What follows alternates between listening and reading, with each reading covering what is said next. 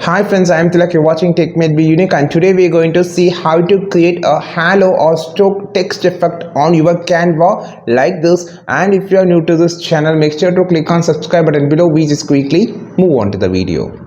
So in this video, I'm just going to show how to create an outline effect. So first of all, you just need any bold text. So I'm just going to change the font into a bold font. You can just choose this or choose this like this. So it's for an example, you can just do anything. So after it, you just can resize it so it's look really super. And you can also place some colors here. You can just choose colors or any gradient effect so it's look really nice like this. I just choose this. Now just click on the text and click on the effect option. Here you will see an option called halo, which actually create this. So now you can see, and you can just change the background color according to your wish. So you will have to make this look nice.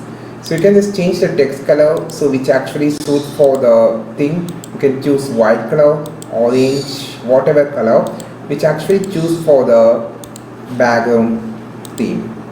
So this is how you just create a halo or stroke text effect on your Canva. I think this video helped you a lot. Like this video, share this video, subscribe this channel. We will meet on next video with just super valuable content. This is Tilak signing off from Tech Made Me Unique. Have a wonderful day.